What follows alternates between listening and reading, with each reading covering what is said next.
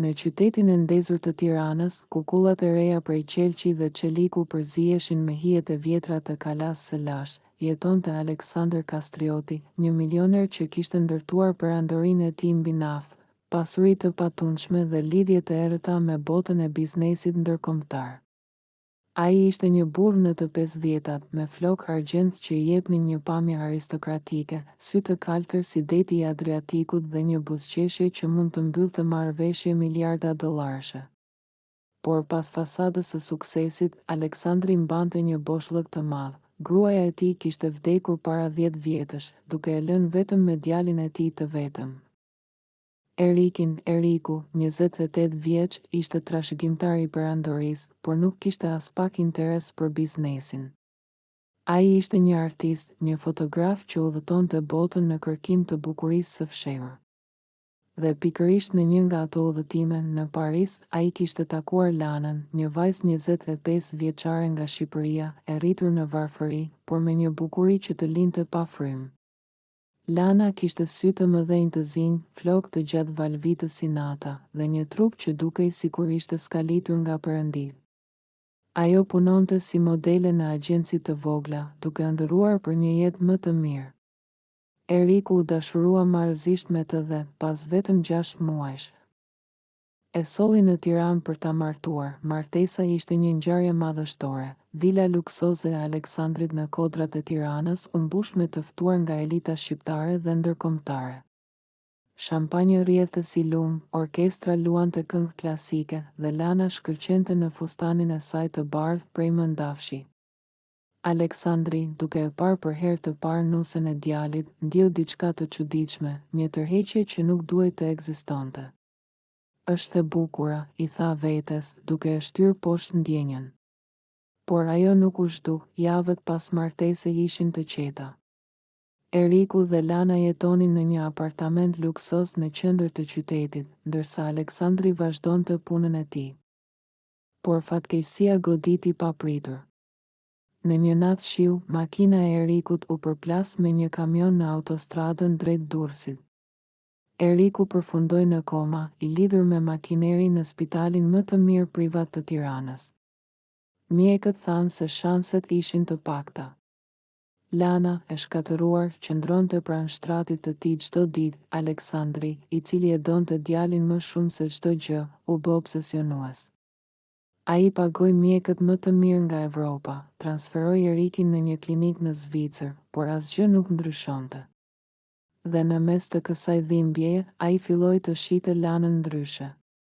Ajo ishte e vetmja që e kuptonte humbjen e tij. Natyrat e kaluara në spital, bisedat e gjata, ajo u bë streha e tij. Dhe Lana?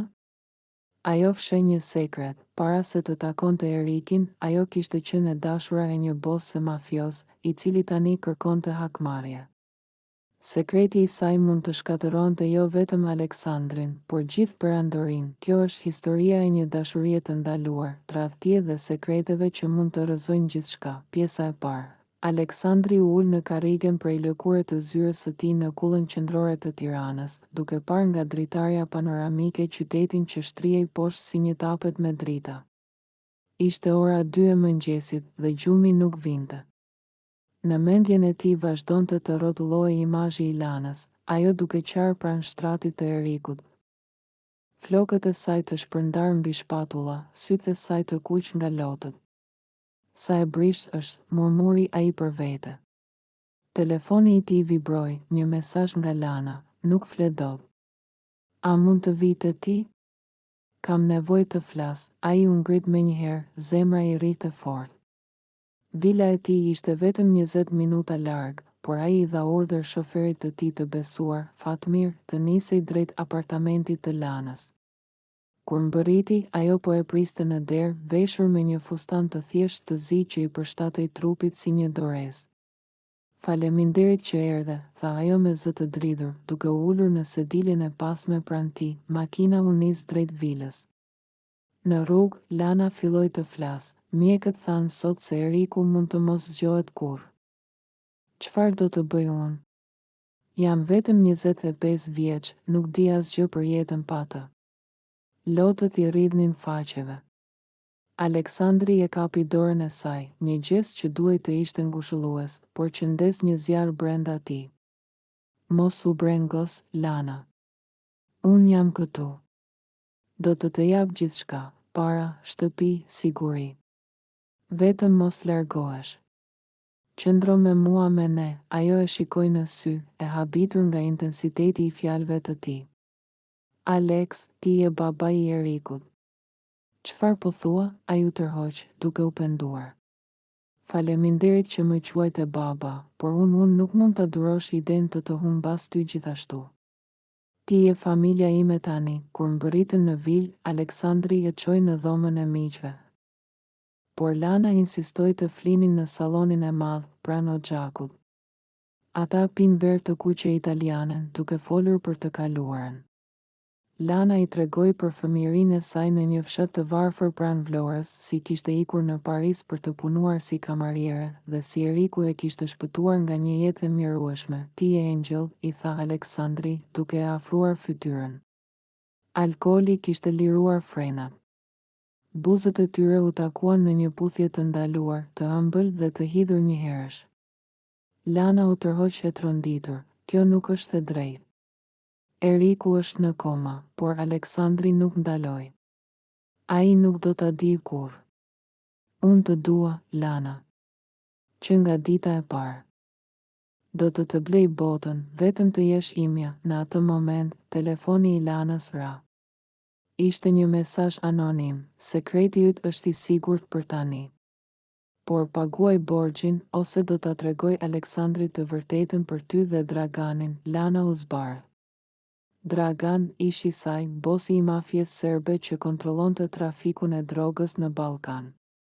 Para se të takonte Erikin, ajo kishte qenë e detyruar të punonte për të, duke transportuar paketa të vogla. Ajo kishte ikur, duke menduar se e kishte lënë pas, por Dragan nuk haronte. Tani, me Erikin në koma, ai shite mundësinë për hakmarrje, ose për të marrë pjesën e tij nga pasuria e kastriotëve, të nesërmen. Aleksandri u zgjua me një ndjenjë faji, por edhe euforie. Ai thiri avokatin e tij dhe filloi të hartonte një kontratë. Lana do të merrte 10 milion euro, një vilë në Riviera Franceze dhe aksione në kompaninë e tij, vetëm në këmbim të qëndrimit pranë tij. Është për Erikin, i justifikoi vetes. Lana pranoi, por brenda saj stuhia po rritej. Ajo e donte Erikin, por Aleksandri i ofronte siguri. Dhe sekreti? Ajo duhej ta mbante të fshehur, ose gjithçka do të rrëzohej. Ditët kaluan. Aleksandri e çoi Lanën në Zvicër, pranë klinikës ku Eriku ishte. Ata qëndronin në një suite hoteli luksoz, duke u sjellë si qifull. Natën, pasioni i tyre ishte i egër. Aleksandri, i etur për prekjen e saj, i premtonte yjet. Do të blej një ishull privat, i përshpëriti një natë, duke e puthur qafën. Lana mbyllte sytë, duke u përpjekur të haronte Draganin, por Dragan nuk haronte. Një mbrëmje, ndërsa Aleksandri ishte në një mbledhje, Lana mori një telefon. Ti je gruaja e Draganit, jo e atij plauri. Kthehu, ose do t'ja tregoj Aleksandrit fotot, ti duke transportuar heroinën time. Lana u drodh. Ajo kishte foto? Po, nga kamera sigurie. Nëse dilnin, Aleksandri do ta hidhte jashtë dhe Eriku nëse zgjohej, do ta urrente. Ajo vendosi të takohej me Draganin në fshehtësi, në një bar të errët në periferi të Tiranës kur u kthyen. Dragan ishte një burr i madh, me tatuazhe dhe një buzëqeshje vrastare. Sa të kam munguar, princesh, tha ai, duke e kapur për dorë. Tani, paguaj, 5 milion euro, ose sekreti yt del në gazeta. Lana u betua se do t'i gjente paratë. Ajo filloi të vidhte nga llogaritë e Aleksandrit, transfert të vogla, duke u justifikuar si shpenzime personale. Aleksandri dyshoi diçka. Një ditë, duke kontrolluar kamerat e sigurisë së vilës, pa Lanën duke folur në telefon me një burr të panjohur. Zemra i tij u thye. Kush është ai? Pyeti veten. Konfrontimi erdhi shpejt. Në darkë, në restorantin më luksoz të Tiranës, Aleksandri e pyeti drejt. Lana, apo më tradhton? Ajo qau, Jo, Alex. Është një i kaluar. Por unë të dua ty tani, ai e besoi, ose donte ta besonte. Por sekreti po afrohej të shpërthente, ndërkohë në Zvicër mjekët thirrën. Eriku po jep shenja zgjimi, Aleksandri dhe Lana u nisën menjëherë. Por Dragani ndoqi. Në avion, Lana mori një mesazh: kur të mbërri, do të vdes njëri prej jush, dashuria e ndaluar po kthehej në ferr. Aleksandri, milioneri që bleu nusën e djalit, nuk e dinte se po paguante për një kurth. Avioni privat i Aleksandrit ultej në pistën e Zvicrës, mes maleve të mbuluara me borë që shkëlqenin si diamante në diellin e dimrit. Lana u ul pranë dritares, duart i dridheshin në prerjen e saj. Mesazhi i fundit nga Dragani i digjte mendjen: kur të mbërri, do të vdes njëri prej jush. Ajo e kishte fshirë menjëherë, por fjalët ishin gdhendur në shpirt. Aleksandri, ulur pranë saj, i kapi dorën. Mos u brengos, dashuri. Eriku do të zgjohet dhe ne do të jemi një familje e vërtetë. Buzëqeshja e tij ishte e ngrohtë, por Lana ndjeu një ftoje, sekreti i saj po e helmonte çdo moment. Në klinik, atmosfera ishte elektrike. Mjeku kryesor, një zviceran me sy të ftohtë si akulli, i priti në dhomën e Erikut. Pacienti ka hapur syt për disa sekonda. Është një mrekulli. Por kujdes, truri i tij është dëmtuar. Mund të ketë humbje kujtese ose ndryshime personale. Eriku ishte aty, i lidhur me tuba dhe monitor që biponin ritmikisht. Fytyra e tij ishte e zbethë, por syt hapeshin ngadalë. Baba, murmuri ai me zë të dobët kur pa Aleksandrin. Pastaj shikimi i tij u ndal te Lana. Ti kush je? Zemra e Lanës u ndal. Aleksandri u nxitua. Është Lana, gruaja jote, birë. Mos u mundo shumë tani, por Eriku mbylli syt përsëri, i lodhur. Lana u largua në korridor, lotët i rridhnin. Çfarë nëse nuk më njeh më? Çfarë nëse e kupton çfarë kemi bërë? I përshpëriti Aleksandrit. Ai e përqafoi fort. Askush nuk do ta di. Unë do ta rregulloj. Do të paguaj për terapi private, mjek ekskluziv. Ti je imja tani, por jashtë klinikës, në hijen e një makine të zezë, Dragani po priste. Ai kishte ardhur me avion tjetër, i maskuar si biznesmen. Një burr i tij, një serb i madh me emrin Marko, i raportoi: ajo është brenda. Djali po zgjohet. Është koha për planin B, Dragani buzëqeshi vrastar. Jo akoma. Le t'i lëm të shijojmë pak lumturi. Pastaj do t'ja marrë gjithçka atij plautit të pasur. Ditët në Zvicër kaluan si në një ëndër të keqe. Eriku po përmirësoi ngadalë, fisioterapi, seanca psikologjike. Ai e njohu Lanën përsëri. Por kujtimet ishin të turbullta. Ne u martuam në Tiranë.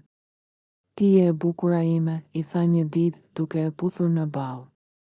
Lana ndjeu fajin si thik në zemër. Natën, ajo flinte me Aleksandrin në suitën e hotelit, trupat e tyre të përzierë në pasion të egër. Ti më çmend, Lana, i përshpëriti ai, duke e kafshuar lehtë në qafë. Do të divorcohesh nga Eriku sapo të shërohet. Do të martohemi ne, ajo tundi kokën. Jo, Alex. Ai është djali yt. Kjo është e çmendur, por parat flisnin. Aleksandri i transferoi edhe 2 milion euro në llogarinë e saj për shpenzime mjekësore. Lana i përdori për të paguar Draganin një pjesë të paktën. Ata u takuan në një park të Zvicrës, larg klinikës. Dragani e kapi për flokësh. Ku janë të 5 milion? Mos më thuaj se po luan me mua, po i mbledh, u lut ajo. Aleksandri është i çmendur pas meje. Do t'i marrë më shumë, Dragani e lëshoi duke qeshur. Mirë. Por nëse nuk paguan brenda një jave, do t'ja dërgoj fotot e Erikut, ti duke u puthur me babajnë e tij në spital. Dhe pastaj, gazeta. Perandoria e kastriotëve do të bie si kull prej letre, Lana u kthye në hotel e dridhshme. Aleksandri ja shkogloi me një darkë romantike, kaviari, verë të shtrenjtë. Sot Eriku eci disa hapa. Është mrekulli, tha ai euforik, por euforia u thye kur telefoni i Aleksandrit ra. Ishte Fatmiri, shoferi i besuar nga Tirana. Zotëri, dikush po heton llogaritë tuaja. Transferta të dyshimta drejt një llogarie në Beograd. Dhe një burr po ju ndjek në Zvicër. Kam foto, Aleksandri u zbardh. Ai hapi fotot, Lana duke folur me Draganin në park, Lana, u lëriti ai, duke e kapur për krahu. Kush është ky? Çfarë po bën me paratë e mia? Ajo u rrëzua në gjunjë, duke qarë. Është ish im, Dragani. Ai më shantazhon. Para se të takoja Erikin, unë punoja për të. Transportoja drogë. Kam foto që më incriminojnë. Nëse nuk paguaj, do t'i tregoj të gjithëve, Aleksandri u ul, i shkatëruar. Dashuria e tij u kthye në urrejtje dhe pastaj në obsesion. Do ta vras atë bastard, murmuri. Ai thirri bodyguardët e tij, ish ushtar shqiptar me lidhje të errëta, të nesërmen, konfrontimi erdhi. Dragani u fut në klinik, i maskuar si vizitor. Ai shkoi drejt dhomës së Erikut. Lana e pa dhe u lëriti. Aleksandri u nxitua, por Dragani ishte i armatosur. Largohu, plaur, i tha Aleksandrit duke nxjerrë pistolen. Lana është imja. Ajo më detyron 10 milion tani për borxhin e vjetër dhe për heshtjen. Eriku, në shtrat, hapi syt i habitur. Çfarë po ndodh? Bodyguardët e Aleksandrit u futën brenda. Një përleshje e shkurtër, plumba që fishkëllenin, xhama që thyeshin. Dragani u qellua në këmbë. Duke rënë për tokë. Do të vuash, u lëriti ai ndërsa policia zvicerane mbërrinte. Lana u rrëzua pranë Erikut. Më fal, dashuri. Unë të tradhtova me babain tënd. Eriku e shikoi, syt plot dhimbje. Ti dhe baba, Aleksandri u arrestua përkohësisht, hetim për armëmbajtje pa leje. Por paratë e tij e liruan shpejt. Dragani u ekstradua në Serbi, por sekreti doli në media. Milioneri shqiptar në skandal, dashurie me nusën, lidhje me mafien, perandoria e Aleksandrit u trondit, aksionet ran, partnerët u tërhoqën. Ai u kthye në Tiranë, i vetëm në vilën e madhe. Lana u zhduk për disa ditë, duke u fshehur në një hotel të vogël. Eriku u transferua në një klinik tjetër. Duke refuzuar të fliste me të dy, por dashuria nuk vdes lehtë. Një natë, Aleksandri e gjeti Lanën. E jani me mua, i tha. Do të ikim në një ishull. Do të fillojmë nga e para. Unë të bliva, me zemrën time, ajo pranoi, e thyer. Por Dragani, nga burgu, kishte një aleat, Marko, që kishte shpëtuar. Ai i dërgoi një video Lanës, Eriku duke u zgjuar plotësisht, duke thënë, unë e di gjithçka. Hakmarrja ime do të jetë e ëmbël, historia po merrte një kthes të re. Milioneri kishte bler nusën, por çmimi ishte shpirti i tij. Dhe sekreti i vërtet? Lana ishte shtatzën, por kush ishte babai në Tiranë? Studia po afrohej. Eriku u kthye, i shëruar plotësisht, me një plan për të marrë perandorinë. Baba im vodhi gruan time, i tha avokatit. Tani, unë do ta rrëzoj, Lana, në vilë me Aleksandrin, ndjeu fëmijën të lëvizte. Çfarë do të bëjmë? Pyeti, Aleksandri e puthi. Do të luftojmë. Për ne.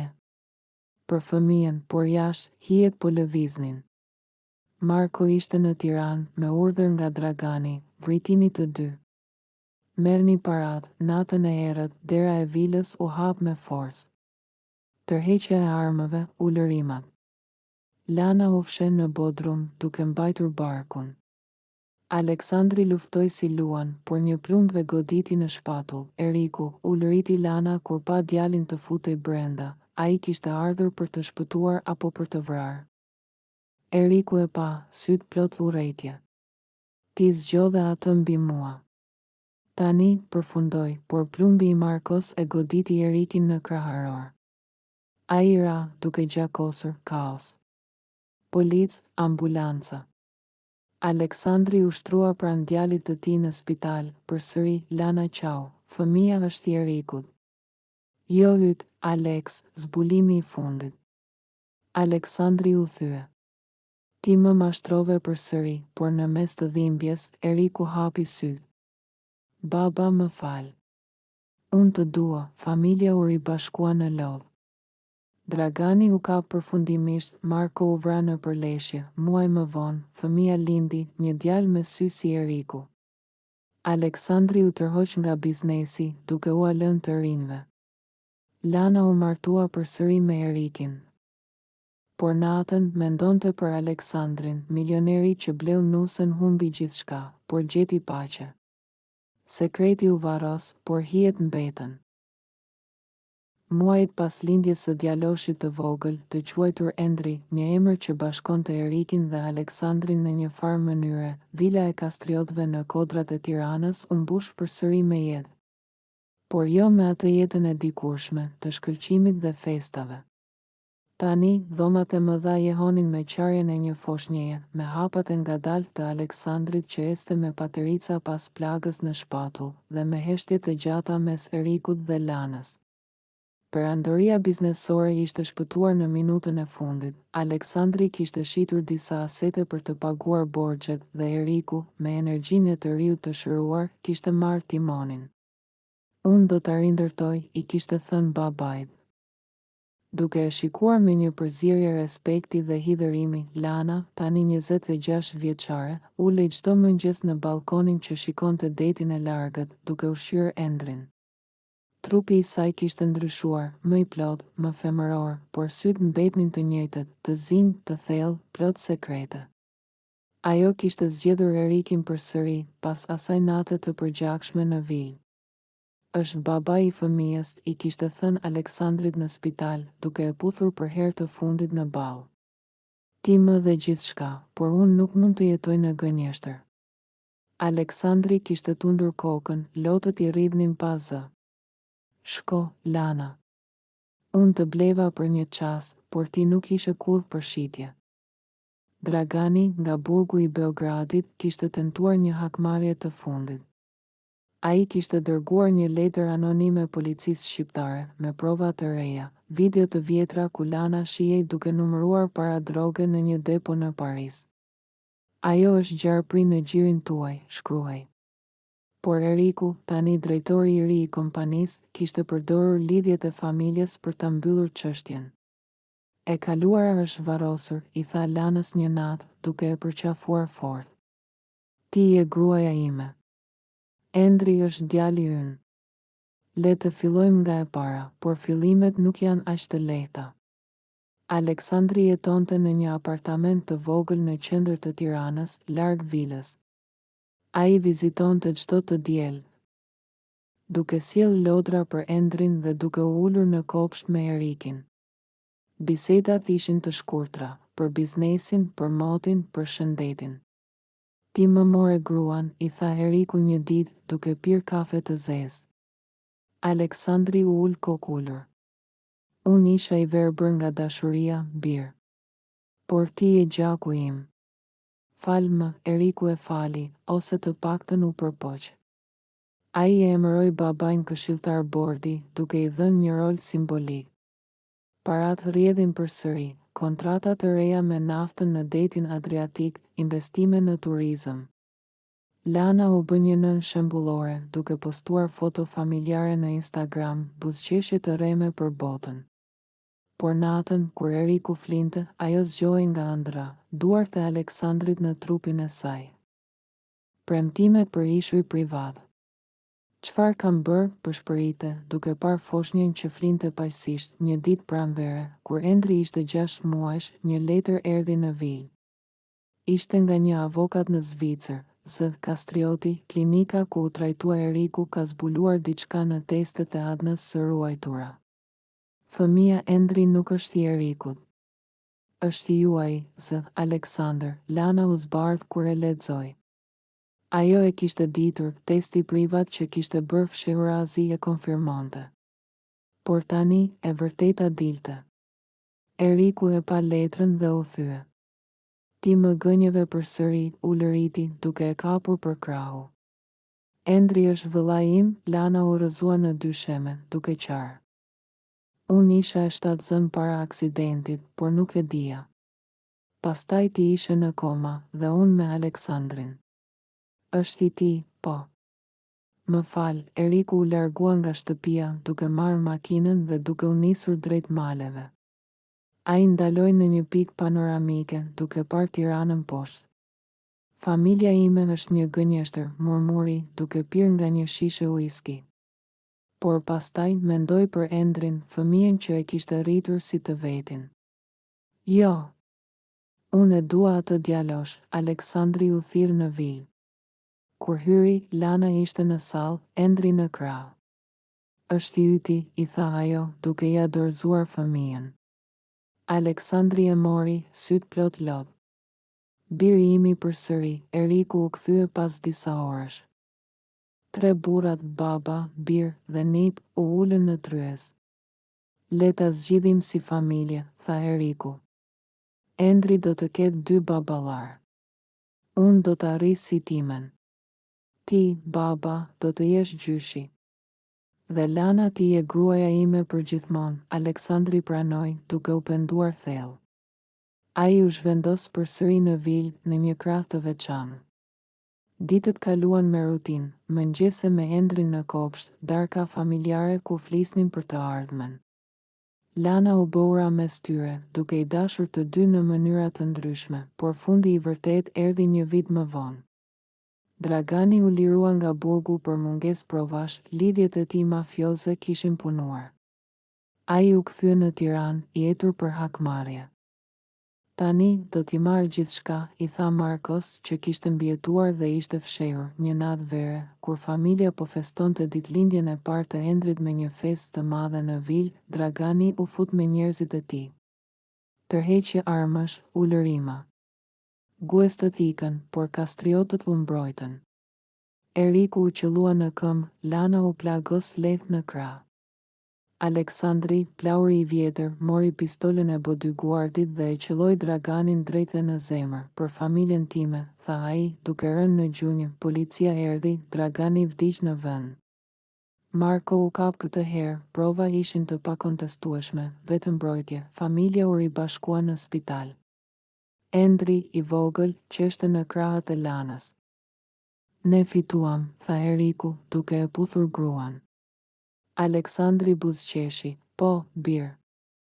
Dashuria kushton shtrenjtë, por ja vlen, vila u rindërtua, perandoria u zgjerua. Lana u bë një biznesmene, duke hapur një fondacion për vajza në varfëri, për të shpëtuar të tjerat nga fati i saj. Eriku dhe Aleksandri punonin së bashku, babë e birë si kur më parë, dhe Lana? Ajo gjeti paqe. Natën, kur të gjithë flinin, ajo dilte në balkon dhe shikon të yjet. Faleminderit që më blev, pëshpërit të drejt qiellit, duke menduar për Aleksandrin. Por unë zgjodha lirin, fundi i një sage dashurie të ndaluar, tradhtie dhe faljeje. Milioneri bleu nusën e djalit të tij, por në fund familja fitoi. Dhe sekreti? U bë legjend, e treguar me pëshpërima në sallonet e Tiranës.